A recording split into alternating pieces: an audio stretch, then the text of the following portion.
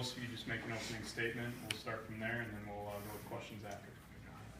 Yeah, it was, obviously with the weather and everything, it really kind of added a different element to the game for us. And in all reality, we haven't had a practice in it yet or anything like that. I really got to give a lot of credit to Mike Miller and our staff here that did a great job of cleaning the field off. I mean, they were up at 2 in the morning, and they've been steady at it since. So really appreciate their efforts.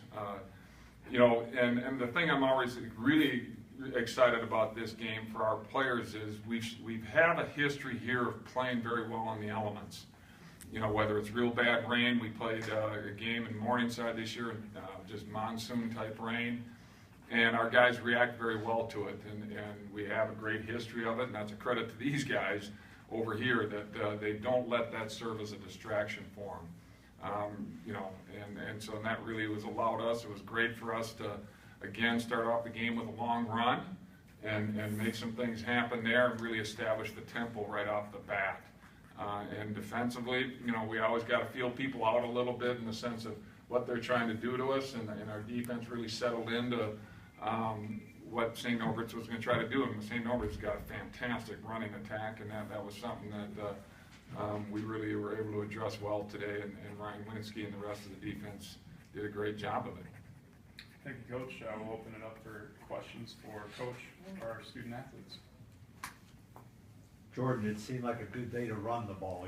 Wind blowing, 50 miles an hour, snowing. Good day to run the ball, huh? Yeah. Coming in the game, it was gonna be one of those type of days where we got to probably just pound the rock all day.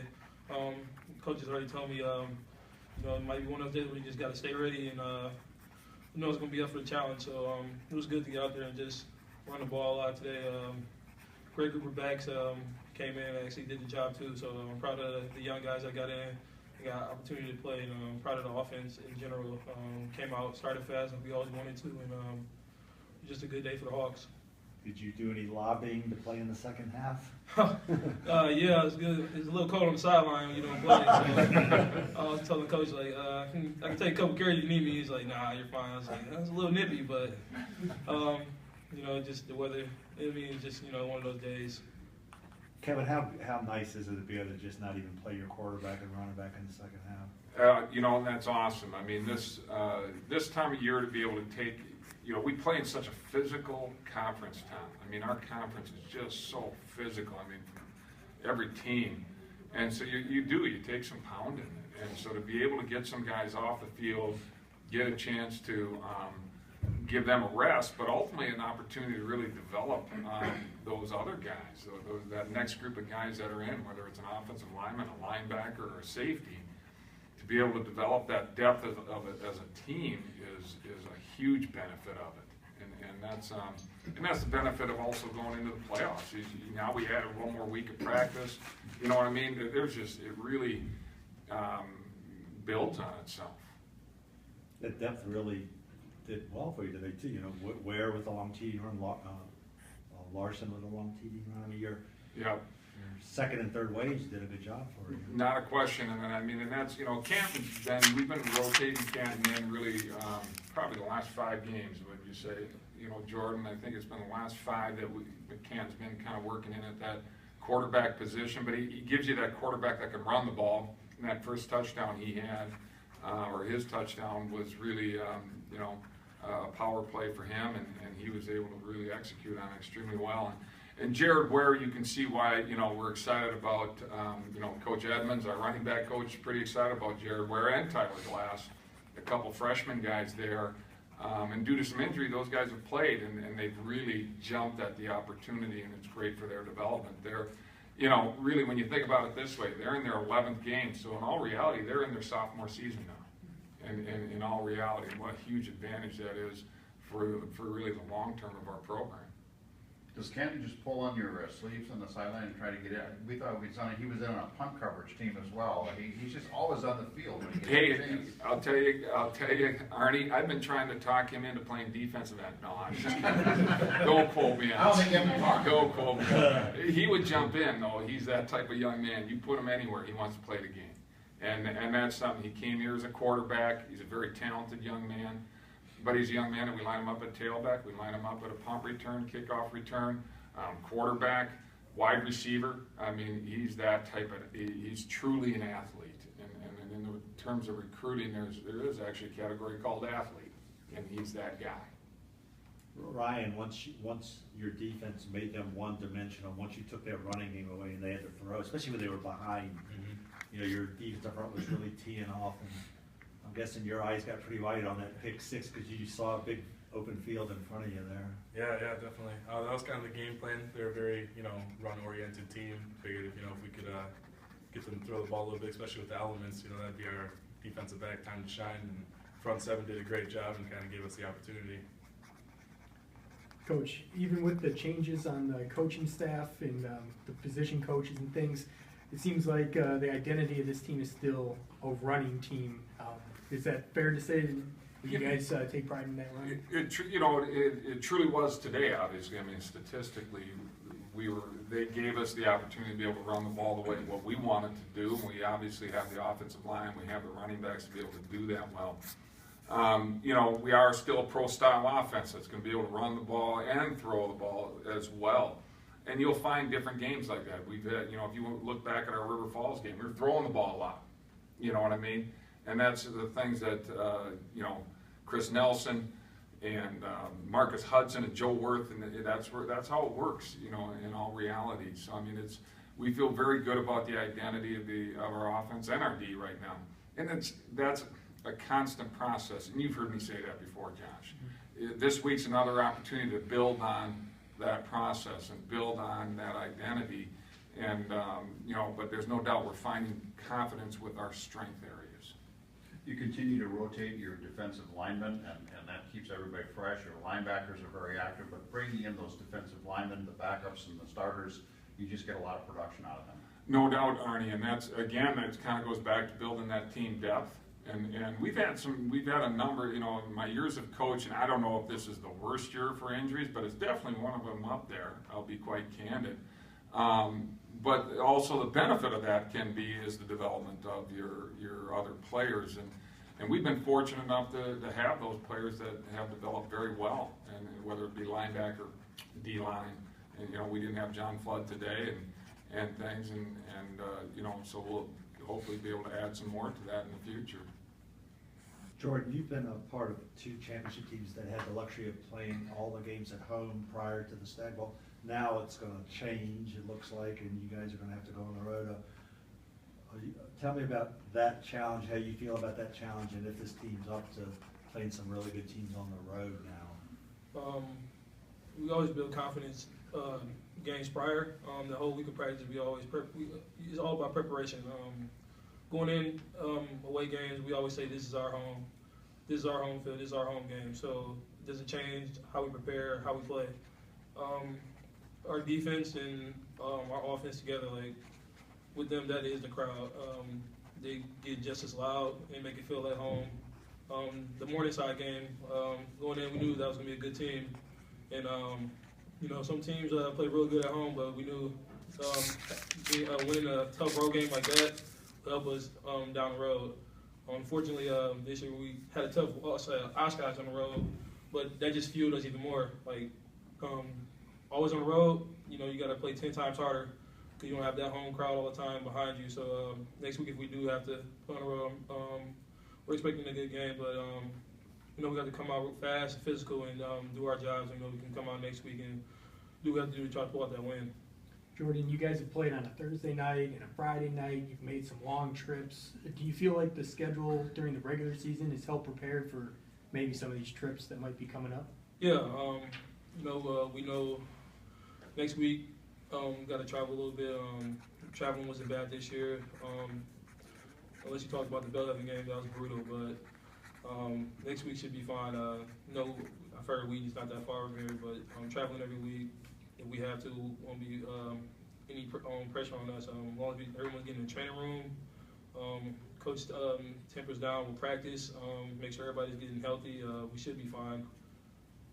You got the second half off today, but you've had a heavier workload this year. Are you feeling fresh yet? You got more in you? Yeah, once the postseason started, I started getting that mentality, like I feel good. You know, it's the third year in a row, so my body's getting more used to it.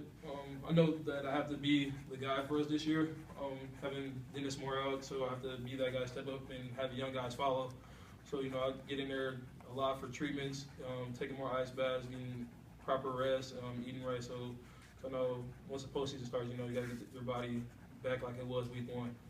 Kevin, the weekend game is semifinal, so it's going to be week next week. You know much about them yet, an early indication? I know they're a very good football team. I know they're very good. I mean, that's a great conference. So I mean, that's a great conference, and they won that conference. And so I mean, they, you know, haven't looked at film of them. Obviously, will be. But I know they're a very talented team, and we have our hands full. That's reality. And again, you know, Jeff, you know, I hate it because sometimes I sound very redundant with what I say. We focus on us, and that's what we got to do. We focus on us, not on the opponent. We don't focus on the elements. We don't focus on the scoreboard. We focus on us. And now, no doubt, we'll break them down and decide what we want to do schematically and do those things. And I feel very confident about our coordinators, special teams, offense and defense.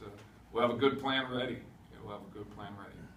Ryan, the defense took a running game away today, but late second quarter and for much of the third quarter, they started to try and roll their quarterback and maybe buy him some extra time. What kind of communication goes on back there with the D-backs when that starts happening in a game? Yeah, you know, we actually had a few adjustments that we were doing. They were kind of switching it up on us, but you know, during the game, we'd kind of roll our safety down a few times, and Coach Erickson did a great job of communicating with us, and then we'd make sure that we're all on the same page on the field, just to, you know, adapt and handle the situations. Ryan, I hate to ever call Whitewater an underdog with the football history this school has, but just in sheer seeding, you sort of will be considered the underdog on these road games. The other teams are higher seed. Do you guys, what do you think about that? It sounds weird to say Whitewater an underdog, but you kind of look forward to showing people that this is the same old powerhouse football school? Yeah, you know, I'm definitely a guy that kind of like loves reading articles, you know, on the news and stuff on like things that you can kind of hang up on the mirror that'll get you going. And I think a lot of people, you know, after our loss this season kind of wrote us down as if this was going to be a down year or something.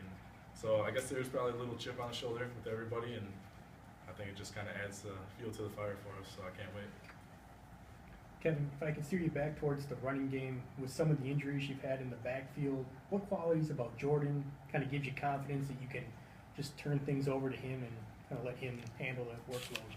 You know, the great things about Jordan, and you know, as a coach, you would never say this to him because then he'd have to get a big head. But no, and that actually is really, to me, one of the biggest things about Jordan is his humbleness, his drive to get better, and to improve.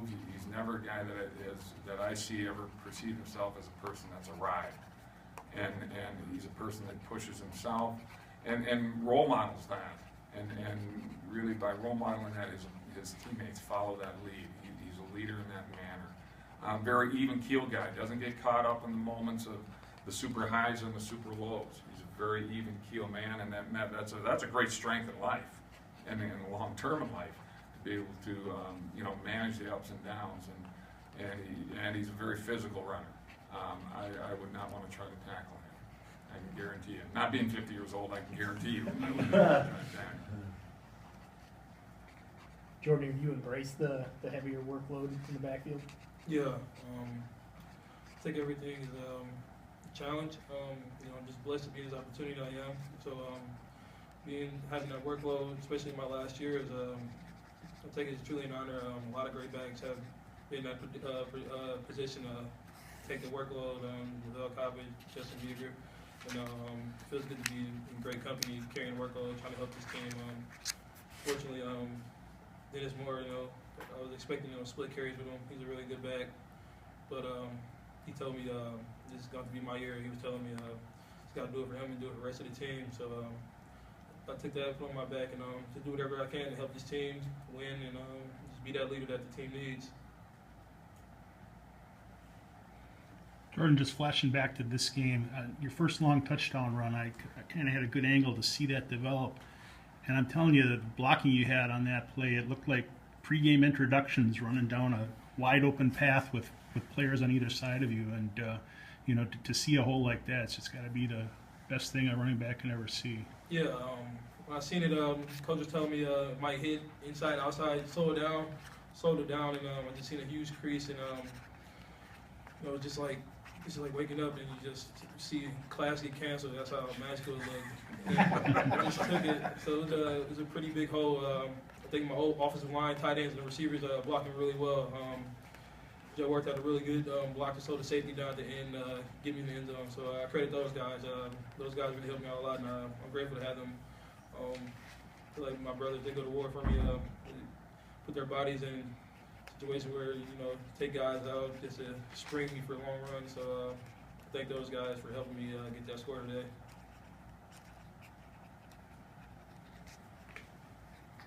Any other questions?